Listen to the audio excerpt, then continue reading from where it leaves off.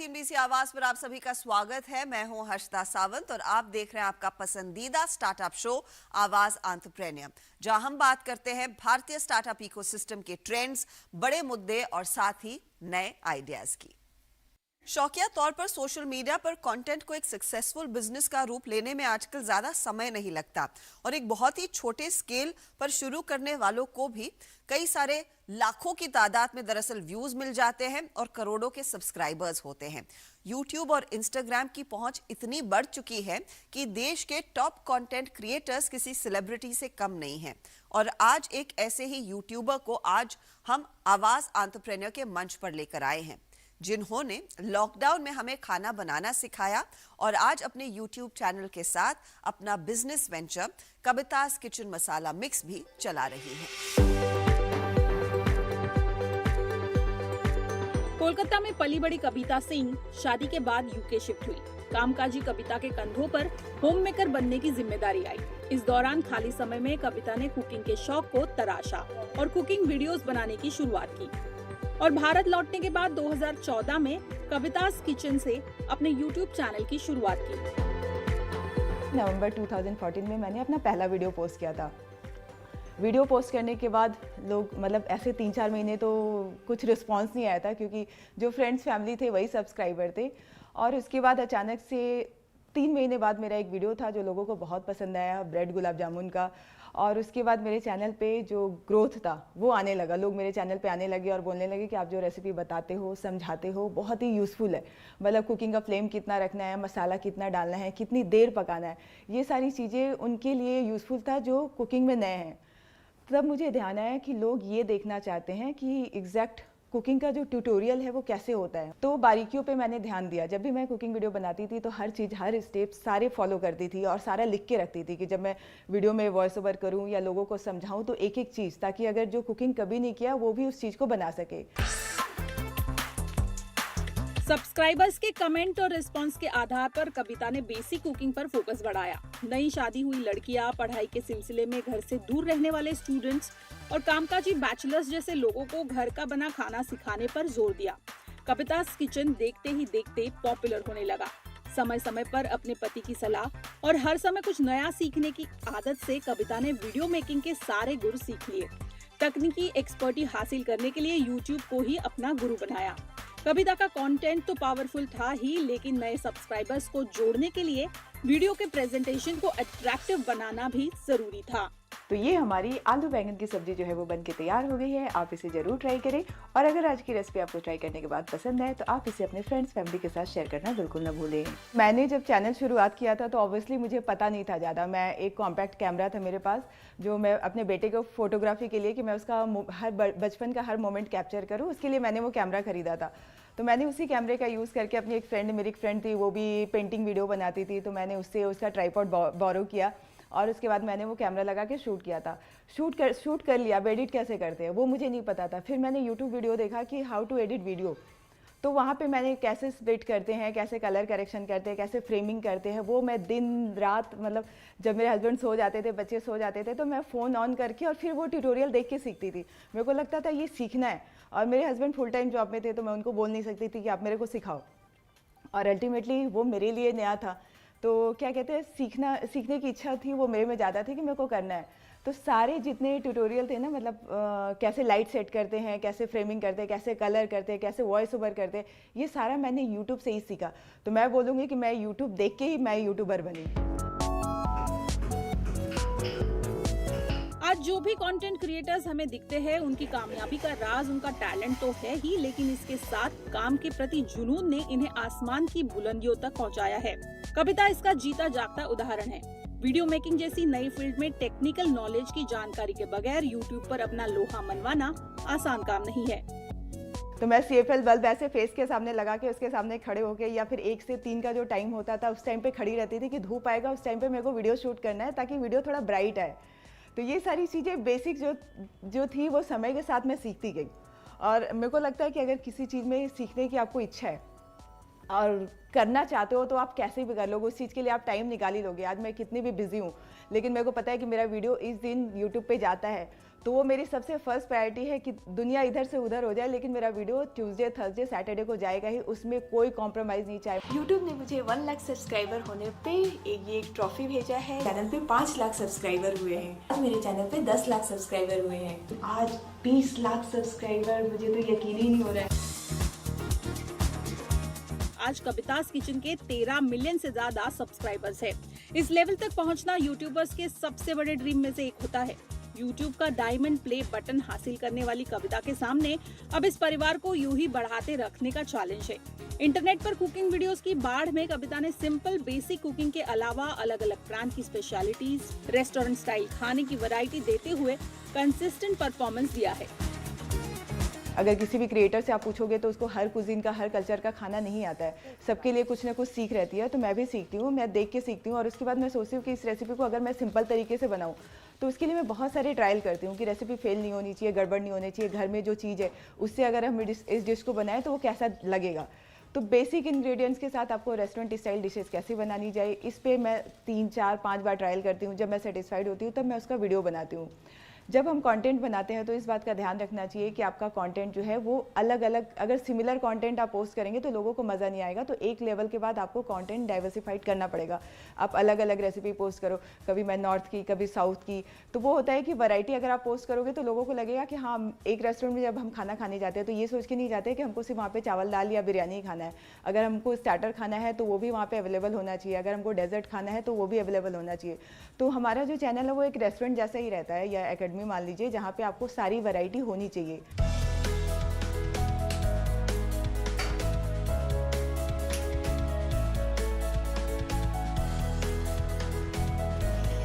नमस्ते, मैं हूं कविता और आपका स्वागत है मेरी किचन में। आज मैं आपके लिए लेके आई हूँ बहुत ही टेस्टी पाव भाजी की रेसिपी।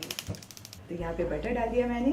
कविता की इस जर्नी में अब खूबसूरत मोड़ आया है। इंडिया फूड नेटवर्क के साथ पार्टनरशिप में कविता ने कवितास किचन मसाला मिक्स लॉन्च किए हैं। इस मसाले की खास बात यह है कि इसमें अलग से आपको कुछ भी नहीं डालना है, बस ये मसाला डालिए और नमक डालिए और आपका रेस्टोरेंट स्टाइल पाव भाजी जो है वो बनके तैयार हो जाएगा। सब्जी मसाला, पाव भाजी मसाला और चिकन मसाला को खरीदार लीडिंग ऑनलाइन प्लेटफॉर्म और मॉडर्न ट्रेड से खरीद सकते हैं। सब्जियों को हम 2 से 3 मिनट के लिए ऐसे मीडियम फ्लेम पे भून लेंगे। नमक के अलावा किसी और मसाले के बगैर खाना बनाना आसान बनाते हैं कवितास के मसाला मिक्स पाउडर। थोड़ा सा नमक डालिए, या फिर अगर आपको अंदाजा है कि पाव भाजी आपकी कितनी बनने वाली है तो पूरा नमक एक साथ डाल सकते हैं। इन्वेस्टमेंट मेरा और इंडिया फूड नेटवर्क का इक्वल ही है, हमारे इन्वेस्टमेंट इक्वल है। और ब्रांड वैल्यू जैसे मेरी ब्रांड वैल्यू है, अगर मैं वो मसाला अपने जो सब्सक्राइबर, अपने व्यूअर्स को दिखा रही हूँ, लेकिन अगर इंडिया फूड नेटवर्क जो है वो भी उसको पैकेज डिस्ट्रीब्यूशन और सारे लाइसेंसिंग उसको करने में इतनी मेहनत लगती है, उसका बहुत लंबा प्रोसेस है जो मेरे लेवल से पॉसिबल नहीं है, तो वो ये सारी रिस्पॉन्सिबिलिटी देख रहा है, तो इसीलिए हमने इन्वेस्टमेंट भी बराबर ही रखा है। मेरा जो मसाला है वो मैंने 3 वैरायटी का लॉन्च किया है, एक सब्जी मसाला, एक चिकन मसाला और तीसरा पाव भाजी मसाला। तो यहाँ पे आप देख सकते हैं कि मैंने इस मसाला मिक्स वेंचर को इनोवेशन से लार्ज स्केल पर लेकर जाने का कविता का इरादा पक्का है। नॉन बिजनेस बैकग्राउंड की कविता आज के नए कंटेंट क्रिएटर्स के लिए मिसाल है। कविता ने भले ही बड़े नामी बिजनेस स्कूल से पढ़ाई क्यों न की हो, फिर भी बिजनेस को समझना, लगातार इनोवेशन से कदम जमाए रखना, सही पार्टनर्स को ढूंढना और सही समय पर पिवट लेना। गिरते पड़ते ही सही, लेकिन एक मंझे हुए बिजनेस खिलाड़ी की तरह कविता अपने बिजनेस को आकार दे रही है। मसाला मिक्स को बड़े लेवल पर ले जाने के साथ फूड बिजनेस में नए बेंचमार्क सेट करने के लिए कविता को हमारी तरफ से ऑल द बेस्ट। कल्पिता पारकर, पुणे। तो आप इस पाव भाजी की रेसिपी को जरूर ट्राई करें और ट्राई करने के बाद वीडियो पसंद आए तो आप इसे अपने फ्रेंड्स, फैमिली के साथ शेयर करना बिल्कुल न भूलें। इस मोड़ पर लेंगे एक छोटा सा ब्रेक, लेकिन ब्रेक के बाद बीसीजी, टाई और टाइम्स ब्रिज ने खास रिपोर्ट निकाली है कि भारत में स्टार्टअप्स कैसे हाइपर स्केल कर रहे हैं। उसी पर बातचीत होगी आगे।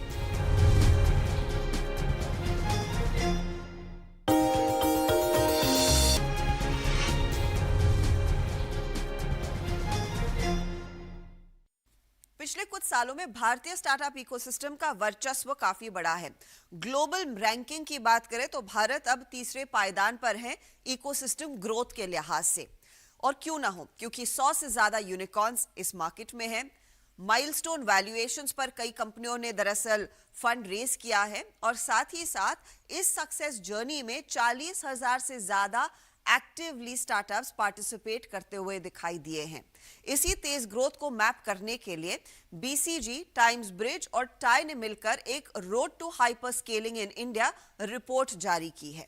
इस रिपोर्ट में लेट स्टेज स्टार्टअप्स की हाइपर स्केलिंग जर्नी में मिली लर्निंग्स को हाईलाइट किया गया है, लेकिन उससे ज्यादा यहां से आगे का राह क्या रहेगी, सिलसिला कैसे बढ़ता दिखाई देगा, उस पर भी खूब बातचीत हुई है। इन्हीं फाइंडिंग्स पर बात करने के लिए मेरे साथ आज दरअसल बॉस्टन कंसल्टिंग ग्रुप के पार्टनर सिद्धार्थ मदान मेरे साथ जुड़ रहे हैं इसी पर डिटेल में चर्चा करने के लिए। सिद्धार्थ, शुक्रिया हमारे लिए समय निकालने के लिए। मैं इनफैक्ट डिटेल में पढ़ रही थी आपकी रिपोर्ट और इस समय हमने देखा है कि वेंचर फंडिंग जो है स्पेशली 2022 में करीब 40% घटी है owing to the global situation और 100 में से 18 स्टार्टअप्स ही हैं जो शायद प्रॉफिटेबल है। लेकिन जो हाल ही का एलिमेंट निकल कर आया, सिलिकॉन वैली बैंक का फेल होना, जिस पर हमने काफी चर्चा भी की है इस चैनल पर, वहां से डर ये बैठता हुआ दिखाई दिया था कि क्या जो स्लो डाउन 2022 में था वो एक्सटेंड होता हुआ दिखाई देगा और ऐसे में भारतीय स्टार्टअप्स का हाल क्या रहेगा। मैं आपसे सबसे पहला सवाल ये पूछना चाहूंगी कि इस तरह के एनवायरनमेंट में कुछ कंपनियां हैं जो कमर कस के बैठी हैं, कुछ सोच रही है क्या यहाँ पर मौका है अपने बिजनेस को स्केल करने का, जो स्केल करने पर विचार कर रहे हैं। इस तरह के एनवायरनमेंट में क्या उनके लिए वाजिब है, सूटेबल है स्केल के बारे में सोचना? बिल्कुल। मेरे हिसाब से जो हमें ग्लोबल लेवल पर वॉलेटिलिटी दिख रही है, अगर हम बाकी देशों से कंपेयर करें तो इंडिया काफी स्ट्रॉन्ग पोजीशन में है। एंड ये आगे भी देखा जा रहा है कि भारत के फंडामेंटल्स काफी काफी स्ट्रॉन्ग है, तो ये ग्रोथ अपॉर्चुनिटी भारत के पास हमेशा रहेगी। भारतीय स्टार्टअप्स के लिए ये एक अच्छा मौका है टू ग्रो फास्ट। अगर हम देखें तो पिछले साल कुछ 100 से ऊपर नए फंड्स लॉन्च हुए थे जो इंडिया फोकस्ड ही हैं, तो बहुत सारा व्हाट जो हम ड्राई पाउडर कहते हैं या जो फंडिंग अवेलेबल है स्टार्टअप्स के इन्वेस्टर्स के पास, वो काफी ज्यादा है और काफी ज्यादा भारत में इन्वेस्ट होगी आने वाले कुछ सालों में। सो ये अच्छा मौका है भारतीय कंपनीज के लिए आगे बढ़ने का, स्ट्रॉन्गर इस फेज से बाहर निकलने के लिए। मुझे बताइए, लेकिन अगर कोई फाउंडर है और जो आपने बात की है अक्रॉस द स्पेक्ट्रम इन्वेस्टर्स से end of course established founders से, उनकी तरफ से क्या बयान आते हैं या फिर क्या सलाह आती है फाउंडर्स को अपने आप को किस तरह से तैयार करना चाहिए इस अनिश्चित काल में बिजनेस को स्केल करने के लिए? देखिए, अगर हम एक लंबे पिछले 5-6 साल को देखिए तो लास्ट जो पिछले 2 साल थे वो कुछ हद तक स्टैंड आउट करते हैं, अलग दिखते हैं। पर अगर हम आज जहाँ खड़े हैं, ऐसा नहीं है कि फंडिंग नहीं हो रही है, ग्रोथ अभी भी हो रही है, फंडिंग भी अभी भी मिल रही है कंपनीज को। तो फाउंडर्स और इन्वेस्टर्स एक कॉशियस अप्रोच लेना चाह रहे हैं, बट वैल्यूएशन होते रहेंगे, फंडिंग होती रहेगी। इन्वेस्टर्स सिर्फ एक सही वैल्यूएशन और सही टाइमिंग का इंतजार कर रहे हैं। जो कंपनियां कमर कस के तैयार बैठी हैं इस फेज के लिए, जो मुनाफे और ग्रोथ को एक दो अलग अलग पहलू ना समझ के दोनों को साथ में लेके चलना जानती है, उस तरह की कंपनियां ना सिर्फ फंडिंग रेज कर पाएंगी, वो ग्रो करती रहेंगी। एंड स्पेशली जो कैटेगरी लीडर होते हैं किसी भी सेगमेंट में, जो लीडिंग कंपनीज हैं, वो काफी स्ट्रॉन्ग बाहर निकलेंगी इस पूरे फेज से। अच्छा सिद्धार्थ, आपकी रिपोर्ट में आपने इनफैक्ट कई कंपनियों को क्लोजली स्टडी किया, जिसमें मीशो है, पॉलिसी बाजार है, एंड ये सारी काफ़ी अव्वल दर्जे की कंपनी है, अच्छा खासा स्केल इन्होंने हासिल कर लिया है। जब आपने इनके बिजनेस मॉडल्स को एनालाइज किया, की लर्निंग्स क्या निकल कर आ सकती हैं यहाँ से आगे, शायद किसी और स्टार्टअप को इन्हें एम्यूलेट करने के लिए, उनसे कुछ सीखने के लिए? बिल्कुल। सो हमने 20 से भी ज्यादा कंपनीज को स्टडी किया, काफी सारे इन्वेस्टर्स और एस्टैब्लिश्ड फाउंडर्स, जैसे आपने कहा, से बात की। हमने रिपोर्ट में कुछ 8 थीम हाईलाइट किए हैं जो हमें लगा कि जिनसे काफी सक्सेस ड्राइव की इन बड़े एस्टैब्लिश्ड कंपनीज ने।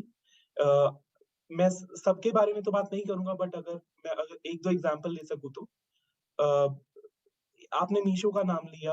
सो बहुत सारी कंपनी, इंडिया में पॉपुलेशन का बड़ा होना, टीयर 2 टीयर 3 सिटी में बहुत सारा डिजिटल ड्राइव होना, काफी सालों से कहा जा रहा है कि बहुत सारी ग्रोथ इस नेक्स्ट बिलियन से आएगी, पर बहुत कम कंपनी है जो टीयर 2 टीयर 3 सिटीज में जाके सक्सेसफुली मॉडल बना पाई है।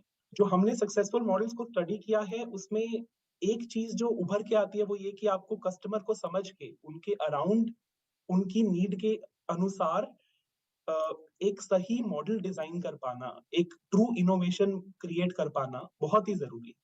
जैसे मीशो ने शुरू किया था एक रीसेलर मॉडल से, जहां पे उनका फोकस पूरा का पूरा उन कस्टमर पे था जो आज अभी ई कॉमर्स पे नहीं खरीद पा रहे हैं, जिन्हें थोड़ी मदद चाहिए, तो एक रीसेलर, एक लोकल उनकी मदद कर पा रहा था। एक बहुत ही इनोवेटिव सॉल्यूशन था उस कस्टमर तक पहुंचने के लिए जो आज ई कॉमर्स को, डिजिटल ई कॉमर्स को नहीं लेवरेज कर पा रहा है। तो वहां से शुरू करके आज मीशो मार्केट प्लेस मॉडल पे भी जा रहा है। वही कस्टमर्स जो पहले नहीं थे इतने डिजिटल सेवी, आज ऑनलाइन जाके खुद शॉपिंग कर पा रहे हैं। तो इस तरह से कंपनीज जिन्होंने जाके सच्चे दर पे इनोवेशन की है, एक अलग बिहेवियर एस्टैब्लिश किया है, वो कंपनी अपने आप को काफी स्ट्रांग पोजीशन में पा रही है। रिपोर्ट में काफी और एग्जांपल हैं। काफी बार हम हाइपर स्केलिंग के लिए ये भी देखते हैं कि बहुत ज्यादा इन्वेस्टमेंट कर देती हैं कुछ स्टार्टअप्स। एक और अच्छा एग्जांपल जो मेरे माइंड में आ रहा है इसकी, ऐसा नहीं है कि आपको सब कुछ खुद करने की जरूरत है, आप अपने आसपास का इकोसिस्टम कैसे लेवरेज कर पा रहे हैं, इससे बहुत ज्यादा फर्क पड़ता है। अगर हम SaaS कंपनीज की बात करें तो iCertis जो एक SaaS कंपनी है, उन्होंने काफी अच्छी पार्टनरशिप्स बहुत जल्दी क्रैक की। माइक्रोसॉफ्ट जैसे लीडिंग सॉफ्टवेयर प्लेयर ले लीजिए, या सर्विसेज साइड पे एक्सेंचर या other Indian IT services type के प्लेयर ले लीजिए। उन्होंने काफी सारी पार्टनरशिप क्रैक करी और उन पार्टनरशिप के थ्रू उन्होंने बहुत एस्टैब्लिश्ड B2B सेलिंग इंजन को टैप कर लिया, जो अगर वो खुद करने जाते तो उन्हें बहुत साल लगते। By leveraging this ecosystem, they managed to just very successfully hyperscale. So जैसे हम आगे देखते हैं, सो इट्स ऑल्सो अबाउट कितने आप क्लोजली अपने पार्टनर्स को करीब रखते हैं, कितना आप करीब रहते हैं उस मार्केट से जिसे आप एड्रेस करना चाहते हैं। मैं आपसे एक और चीज़ पूछना चाहूँगी, क्योंकि हम इस समय हम नहीं जानते कि आगे क्या होगा, कि अगला कौन सा बैंक फेल होगा नहीं होगा, वी रियली डोंट नो। डर यही है कि अगर ब्याज दरें और बढ़ जाती है अमेरिका में, तो अमेरिका से फंड रेज करना मुश्किल रहेगा, लेकिन भारतीय फंड्स के पास पर्याप्त पैसा है। लेकिन इस समय अगर कोई फंड रेज के लिए उतर रहा है, आपकी रिपोर्ट ये मेंशन करती है प्रॉफिटेबिलिटी पर फोकस करें, लेकिन क्या यहाँ पर अब रियलिस्टिक वैल्यूएशंस पर भी कंपनियों को उतर आना चाहिए? क्योंकि बहुत हाई फ्लाइंग वैल्यूएशंस हमने देखे थे पोस्ट 2020, क्योंकि डिजिटल स्पेंड उतना ज्यादा बड़ा था, हर कोई डिजिटल एरा में या फिर इस डिजिटल रेवोल्यूशन का हिस्सा बनना चाह रहा था। उस लिहाज से वो वैल्यूएशन में थोड़ी सी सैनिटी आना कितना इंपॉर्टेंट रहेगा? बिल्कुल। अगर हम पब्लिक इक्विटीज में भी देखें तो हमने काफी करेक्शन पिछले कुछ महीनों में देखा है। वैसा ही करेक्शन प्राइवेट इक्विटी में भी देखना जायज ही है। जैसे कि लेट स्टेज कंपनीज की बात की जाए तो काफी सारी कंपनीज हैं जिन्होंने पिछले 1-2 साल में काफी फंडिंग ऑलरेडी उठाई हुई है। They are sitting on good cash pile. तो यहाँ से ये बहुत जरूरी है कि आप जो अपना आने वाला पीरियड है, आने वाला रनवे है, जितना आपका मंथली बर्न है, उसे आप कैसे कम से कम कर सकते हैं या कितना प्रॉफिटेबिलिटी की तरफ पुश कर सकते हैं, बहुत जरूरी रहेगा, ताकि आपको कम से कम एडिशनल फंडिंग की नई नई फंडिंग उठाने की जरूरत पड़े। क्योंकि वैल्यूएशन करेक्शन तो काफी जरूरी है इस मार्केट में। पर ऐसा नहीं है कि कंपनीज वैल्यूएशन नहीं पिक करेंगी। हम पिछले इनफैक्ट एक हफ्ते में देखें तो भी कुछ काफी बड़ी लेट स्टेज कंपनीज ने काफी साइजेबल फंड्स रेज किए हैं, एंड वो चलता रहेगा।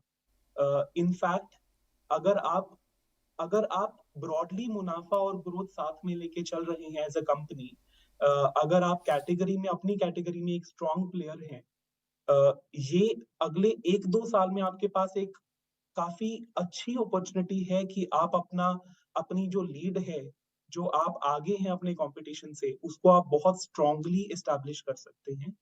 अ, अ, एक कंपनी जिसके पास काफी सॉलिड अपॉर्चुनिटीज है, एक पाथ टू प्रॉफिटेबिलिटी है, एक रास्ता आगे दिख रहा है ग्रोथ और करने का, उन कंपनीज को सही वैल्यूएशन पे फंड्स उठाने में हिचकिचाना नहीं चाहिए।